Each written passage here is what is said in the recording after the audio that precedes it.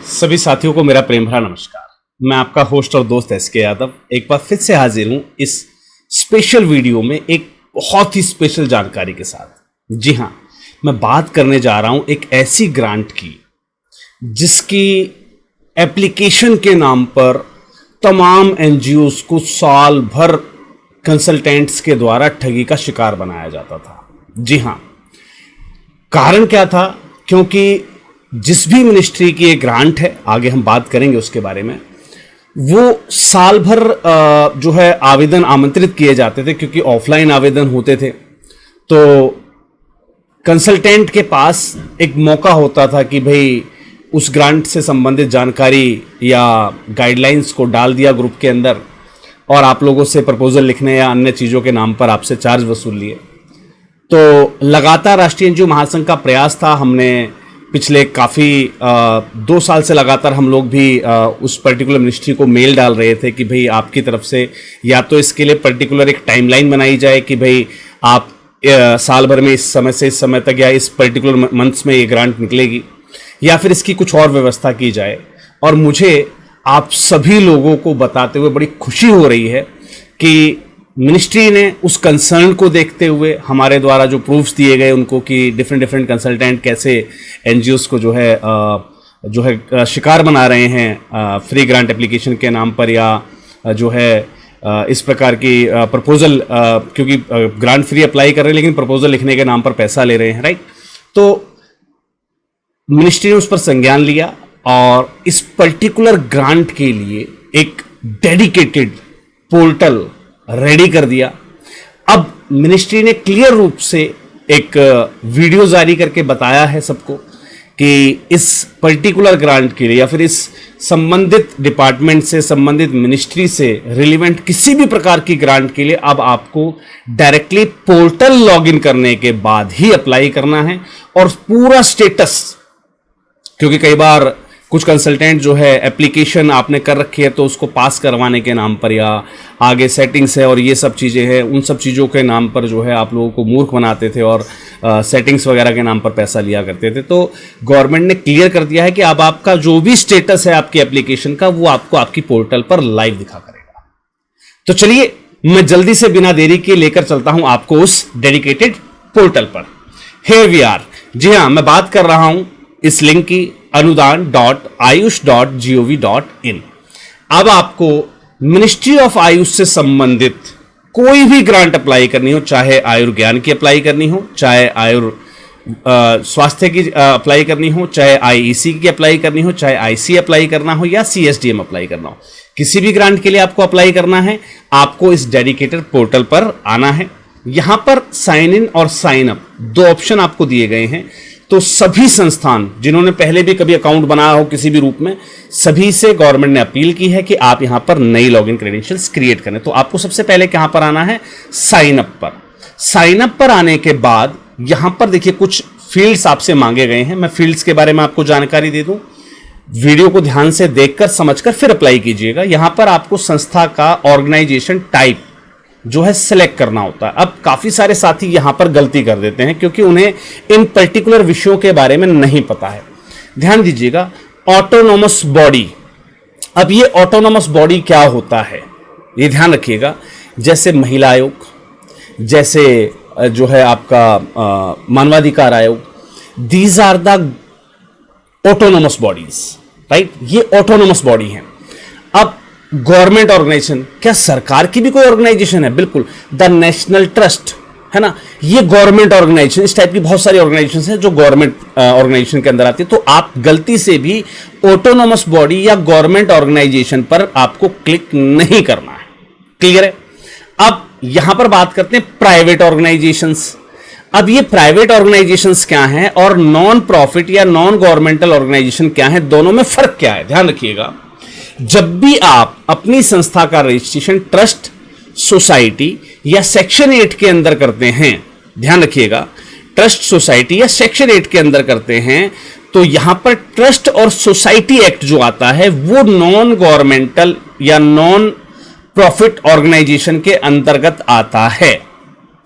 फिर ये private organisations क्या हैं? ध्यान रखिएगा, जहां स्वामित्व की बात आती है, आपकी ये पर्सनल ऑर्गेनाइजेशन है, प्राइवेट ऑर्गेनाइजेशन है, उसको आप प्राइवेट ऑर्गेनाइजेशन के रूप में सेलेक्ट करते हैं। कुछ एनजीओ, सेक्शन 8 एनजीओ जो हैं वो अपने आप को प्राइवेट ऑर्गेनाइजेशन की कैटेगरी में रखते हैं। हालांकि गवर्नमेंट कहती है कि सेक्शन 8 एक नॉन प्रॉफिटेबल ऑर्गेनाइजेशन है और वो आपकी प्राइवेट प्रॉपर्टी नहीं है। कोई भी संस्थान किसी की प्राइवेट प्रॉपर्टी नहीं होती है, पब्लिक प्रॉपर्टी होती है।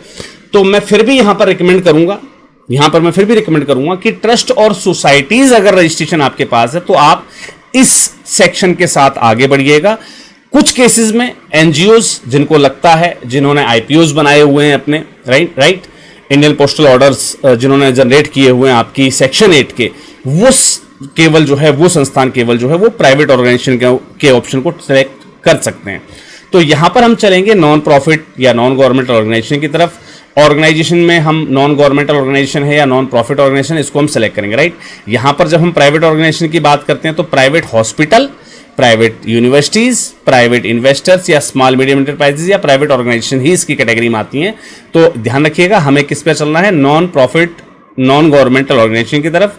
यहां पर हम नॉन प्रॉफिट ऑर्गेनाइजेशन की तरफ चलेंगे या फिर नॉन गवर्नमेंट ऑर्गेनाइजेशन की तरफ भी चल सकते हैं। तो सोसाइटी और ट्रस्ट नॉन गवर्नमेंटल ऑर्गेनाइजेशन को सिलेक्ट कीजिएगा।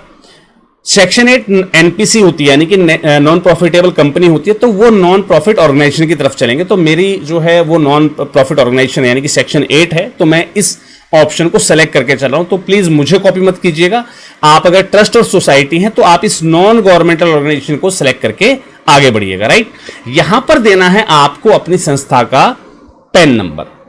पैन नंबर देने के बाद यहां पर आपको देना है आपकी दर्पण आईडी। दोनों चीजें यहां पर फिल करने के बाद आपको फैच डाटा पर क्लिक करना है, जिससे कि आपका दर्पण पर जो डाटा दिया गया है डेटाबेस वो ऑटोमेटिकली फैच हो जाए। पर ध्यान रखिएगा जब भी इस पोर्टल पर आप अपना लॉगिन करते हैं या क्रेडेंशियल्स बनाने का प्रयास करते हैं तो पूरा प्रयास करना है आपको कि पहले आप अपने दर्पण पर जाइए, उसमें आपके मेंबर्स चेंज वगैरह हुए हैं तो उसको अपडेट कर दीजिए, पहली चीज। सेकेंडरी क्या चीज अपडेट करनी है, वहां पर एक कॉलम होता है आपकी ईयरली ग्रांट अपडेट्स का, तो वो ईयरली आपको क्या कौन सी ग्रांट मिली है नहीं मिली है, किस फाइनेंशियल ईयर में कितना आपका ग्रांट रहा है, वो डाटाबेस जरूर अपडेट कर दीजिएगा। वो अपडेट करने के बाद ही यहां पर आप जो है अपना डाटा फैच करवाइएगा। अदरवाइज जो यहां पर एक बार डाटा आ गया वो चेंज नहीं होगा और ऐसे में आपको आगे परेशानियों का सामना करना पड़ सकता है। क्लियर है? तो चलिए जी, यहां पर आपको अपना पैन नंबर डालना है, यहां पर दर्पण आईडी डालनी है और यहां पर इसको फैच डाटा पर क्लिक कर देना, आपका डाटाबेस फैच हो जाएगा। यहां पर आपको अपनी एनजीओ का नाम डाल देना है। अगर फैच होने के बाद ऑटोमेटिकली आ जा रहा है देन वेल एंड गुड, अगर नहीं आ रहा है तो आप यहां पर फैच करवा दीजिएगा, जो है एंटर कर दीजिएगा। यहां पर आपको डालना है अपनी संस्था का कॉन्टैक्ट नंबर, यानी कि वो कॉन्टैक्ट नंबर जिस पे संस्था से आगे संपर्क किया जा सके, और इस पर एक गेट ओटीपी का ऑप्शन जो आपको दिया गया है वो ओटीपी आपको जनरेट करना है और उसको वेरीफाई कर देना है। क्लियर है? वो क्लियर होने के बाद आपको अपनी कंट्री जो भी है, स्टेट जो भी है, डिस्ट्रिक्ट जो भी है वो सिलेक्ट कर लेना है। उसके बाद यहां पर एड्रेस मैच कर लीजिएगा। अगर फैच होकर आया है तो मैच कर लीजिएगा कि वही आपका करंट या कम्युनिकेशन एड्रेस है या नहीं है।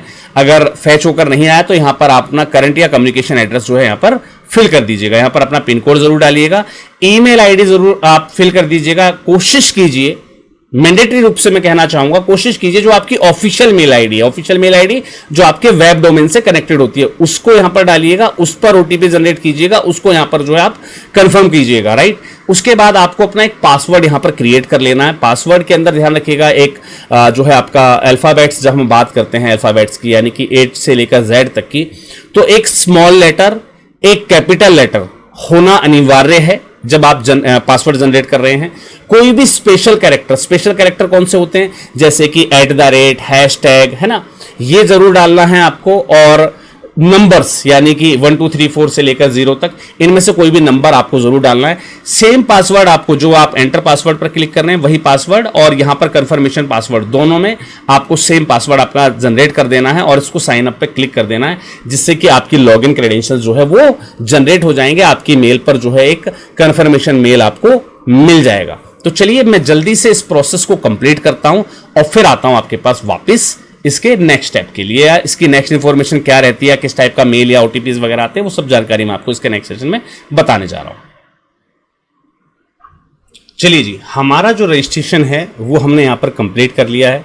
कंप्लीट करने के बाद देखिए मेल पर भी ओटीपी आता है और आपके मोबाइल नंबर पर भी ओटीपी आता है, दोनों चीज़ों को आपको वेरीफाई कर देना है। अब जो मेल आईडी आपने दिया था उस मेल आईडी को यहाँ पर डालना है और उस पासवर्ड को जो आपने क्रिएट किया था उसको यहाँ पर डालना है और कैप्चा फाइल करते हुए इसको लॉगिन कर लेना है। तो चलिए मैं जल्दी से इसको लॉगिन करके भी आपको दिखा देता हूँ। चलिए जी, अब हम हो चुके हैं लॉगिन अपने पोर्टल के अंदर।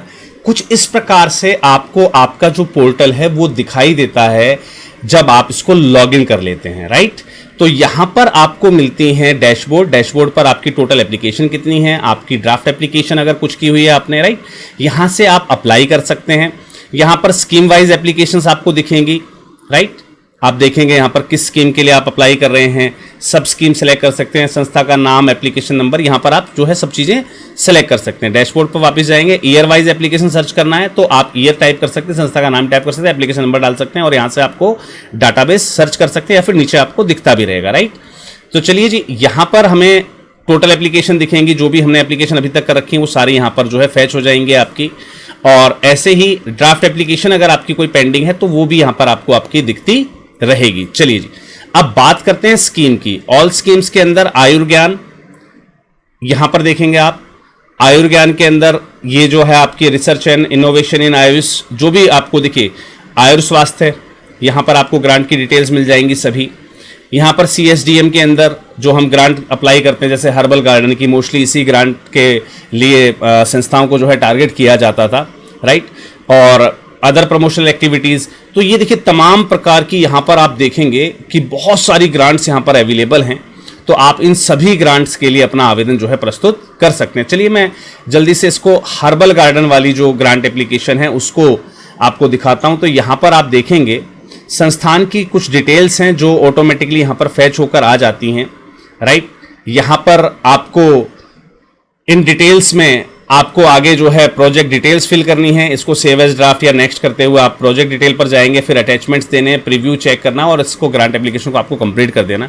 तो बहुत इजी वे में आप अपनी ग्रांट एप्लीकेशंस को जो है कंप्लीट कर सकते हैं। मुझे नीचे कमेंट करना मत भूलिएगा कि इस पर क्या एक डिटेल्ड वीडियो की आपको आवश्यकता है कि इस ग्रांट एप्लीकेशन को आपको लाइव अप्लाई करके दिखाया जाए। अगर हाँ तो नीचे कमेंट कर दीजिएगा यस, मैं जल्द ही कोशिश करूंगा कि आपको एक शानदार ग्रांट एप्लीकेशन यहां पर लाइव अप्लाई करके जो है दिखाया जा सके। चलिए मिलते हैं अगले किसी और वीडियो में नई किसी जानकारी के साथ। तब तक के लिए सभी को जय हिंद, जय भारत, धन्यवाद।